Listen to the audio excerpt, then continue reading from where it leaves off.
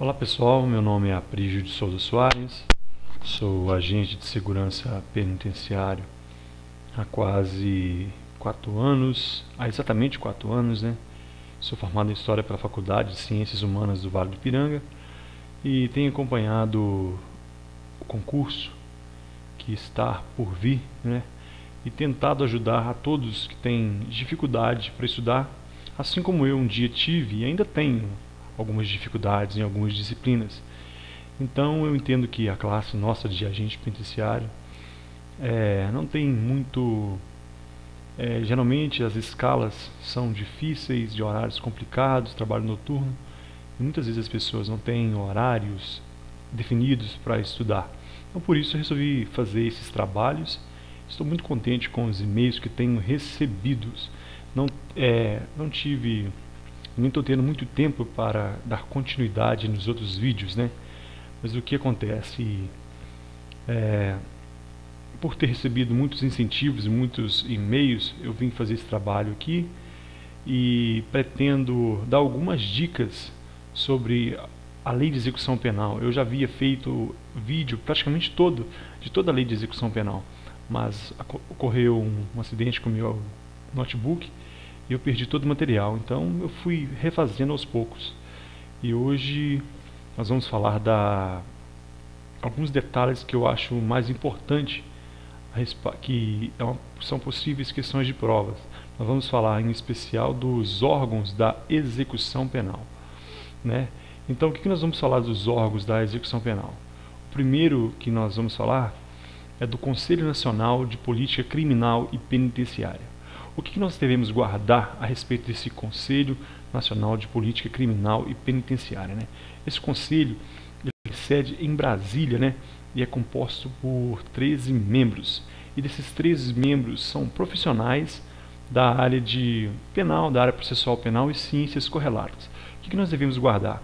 Esse Conselho Nacional de Política Criminal e Penitenciária, ele é subordinado ao Ministério da Justiça. Não é o Ministério da Defesa, não é o Ministério da Fazenda, é ao Ministério da Justiça. Então o Ministro da Justiça que está acima desse Conselho Nacional de Política Criminal e Penitenciária. Como falei, é por 13 membros.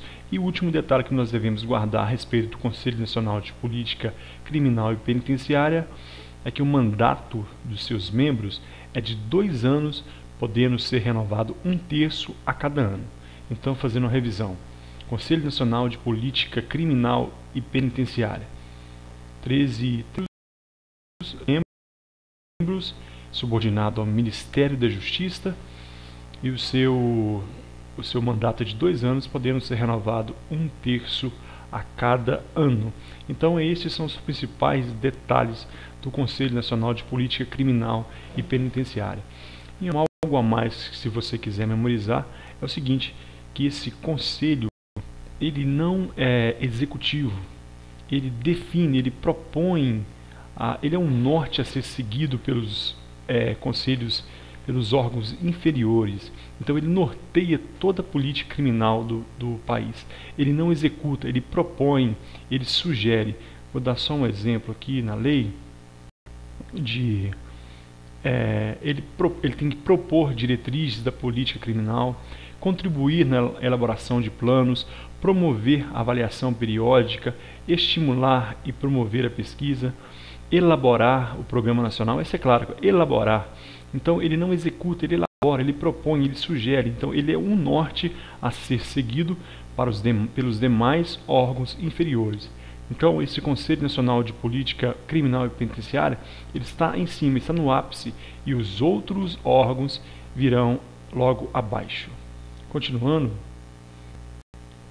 esse é apenas um resumo, mas espero que você possa estar lendo, dá uma lida depois, né?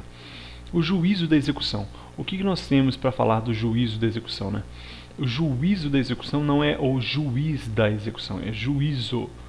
O juízo, ele é composto pelo juiz da execução, pelo Ministério Público, pela Defensoria Pública e pelo Serviço Social Penitenciário. Então, o juízo da execução, ele é composto pelo juiz da execução, pelo Ministério Público, pela Defensoria Pública e pelo Serviço Social Penitenciário, né?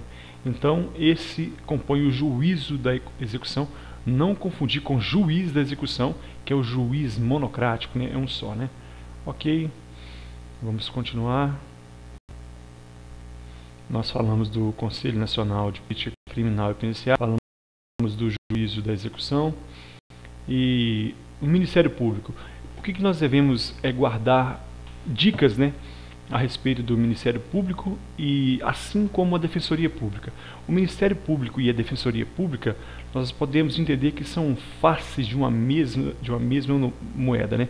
Faces inversas, cada um de um lado da situação. Mas o que nós devemos guardar a respeito desses dois órgãos? Nós devemos guardar o seguinte, que o Ministério Público, assim como a Defensoria Pública, eles requerem tudo a respeito da execução penal. Eles não decidem nada. Quem decide é o juiz. Então, o que o Ministério Público e a Defensoria Pública faz? Eles requerem. O que eles requerem? Todas as providências necessárias ao desenvolvimento do processo executivo. Então, eles requerem as providências necessárias ao processo executivo de execução da pena. E quem decide? O juiz. Quem requer? Ministério Público e Defensoria Pública. E cabe ainda ao Ministério Público e à Defensoria Pública recorrer nos recursos da execução. Então, guarde isso e você vai ficar tranquilo para a sua prova. Continuando, o Conselho Penitenciário. Lembra que anterior nós falamos do Conselho Nacional de Política Criminal e Penitenciária? Ele era nacional, é o norte a ser seguido. Aqui nós estamos falando do Conselho Penitenciário. O Conselho Penitenciário é o órgão consultivo, fiscalizador da execução da pena. Então ele é consultivo e fiscalizador. Então é algo de consulta e de fiscalização. E como que é o Conselho Penitenciário? O Conselho Penitenciário ele é integrado por membros nomeados pelo governador do Estado, do Distrito Federal, que o Distrito Federal equivale a Estado também, né? E dos territórios, se um dia houver territórios, né? Dentre professores e profissionais do direito penal, processual penal e ciências correlatas.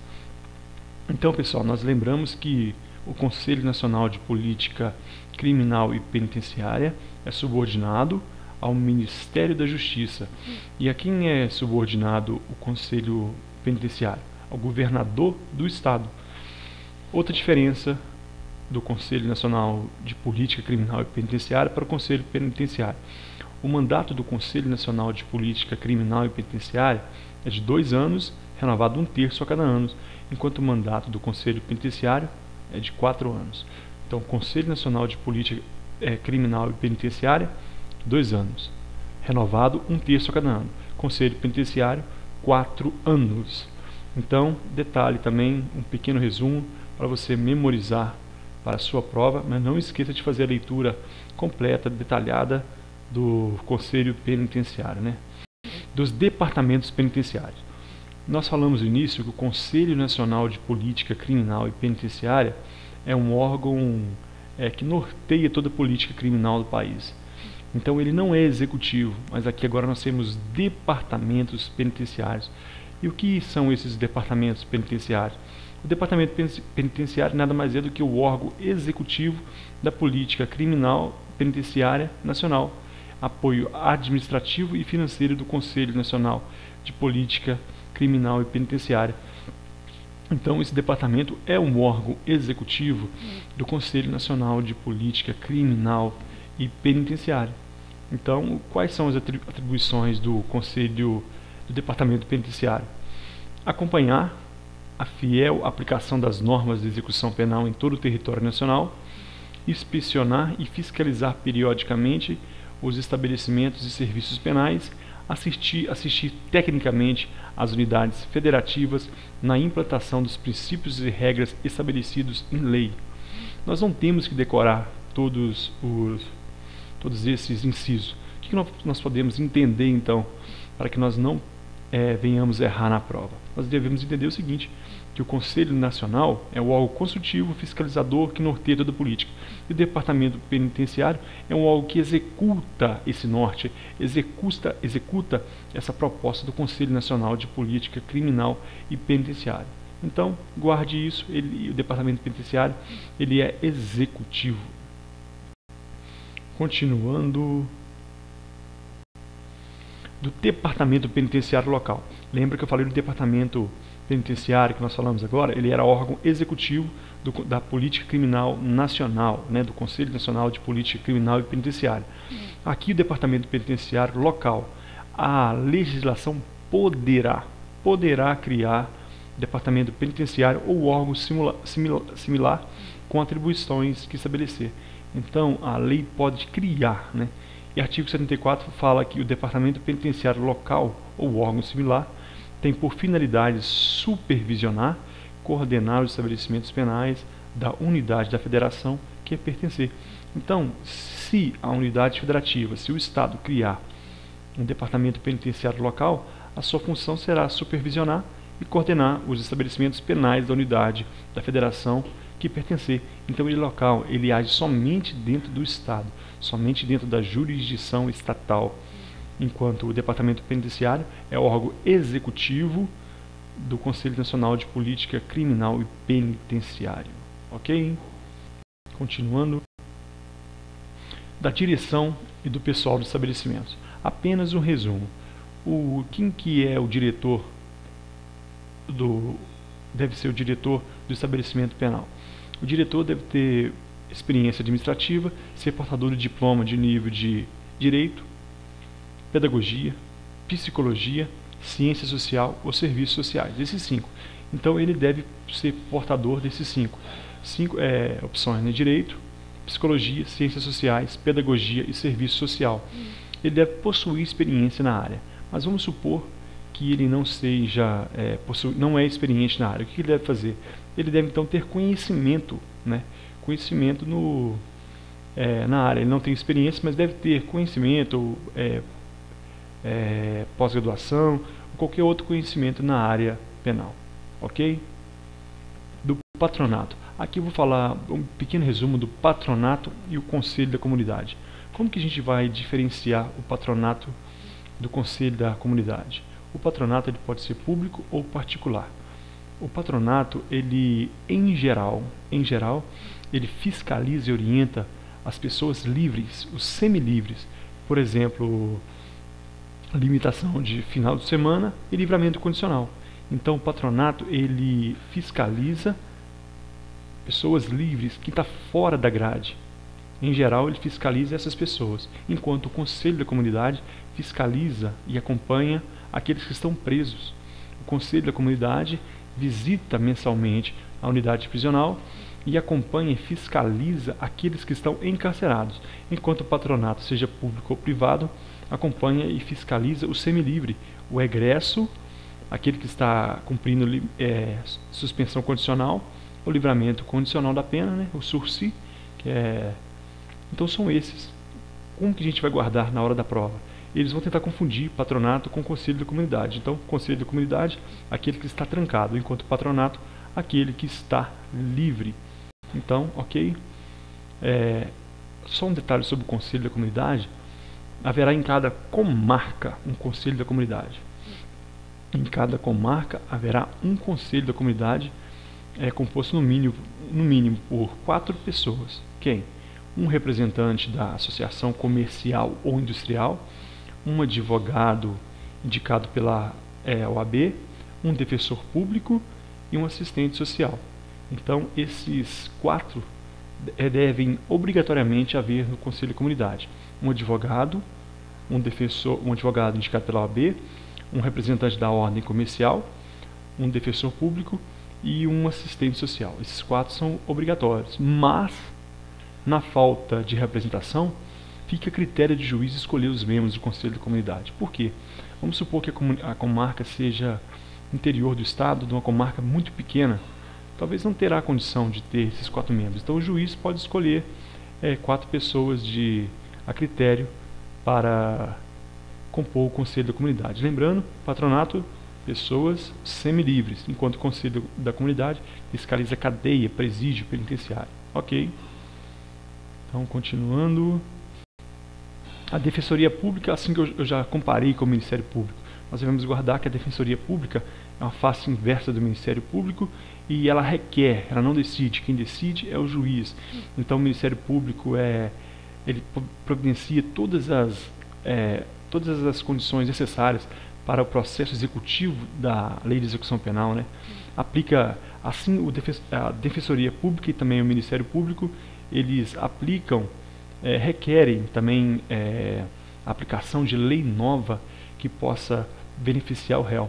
Nós sabemos que a lei benéfica, ela retroage aos casos passados, né? Por exemplo, alguém cometeu um crime de tráfico de drogas, né? E foi condenado por 8 anos. Amanhã o tráfico de drogas deixa de ser crime. Então, essa lei, ela retroage, e esse preso que foi condenado por tráfico de drogas, essa lei retroagirá e ele será absolvido, ele será libertado, porque a lei benéfica retroage para beneficiar o réu. A lei benéfica, ela retroage e ainda é outroativa, avança para também beneficiar possíveis crimes posteriores.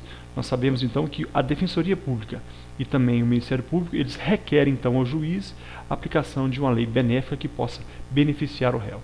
Então, pequenos detalhes que nós temos que guardar. Então, nós vimos Defensoria Pública, nós vimos Ministério Público, nós vimos, então, em geral, era isso que eu tinha para falar para vocês dos órgãos da execução penal. Então eu espero que tenha ajudado, que você possa continuar estudando, e estaremos juntos no concurso de agente de segurança penitenciário do estado de Minas Gerais, né? Você que tem me acompanhado aí nos vídeos do YouTube, acredito que você não imaginava que eu fosse tão bonito, né? Então, agradeço a presença de vocês, nos encontramos nos próximos vídeos, valeu, um abraço e até a próxima.